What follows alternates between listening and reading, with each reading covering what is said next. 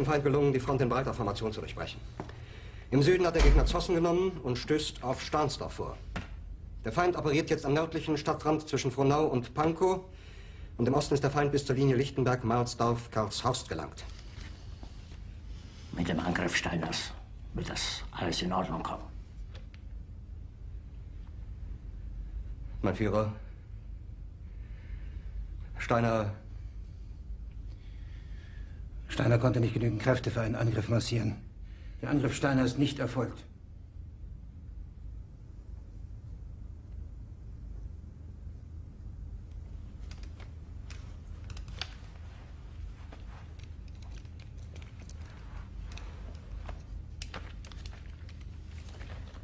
Es bleiben im Raum Keitel, Jodl, Krebs und Burgdorf.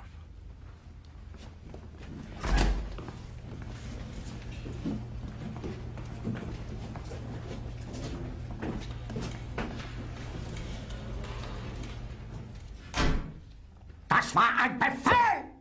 Der Angriff Steiners war ein Befehl!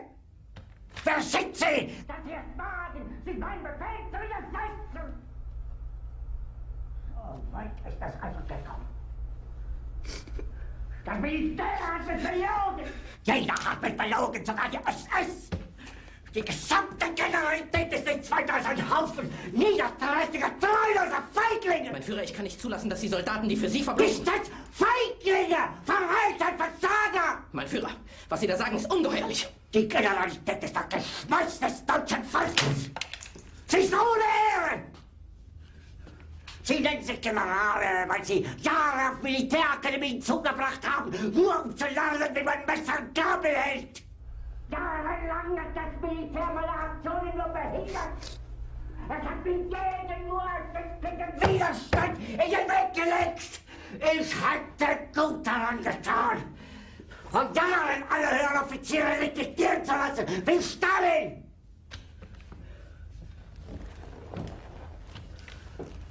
Ich war nie auf einer Akademie.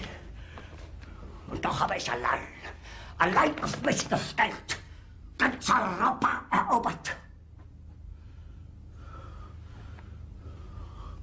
Verräter!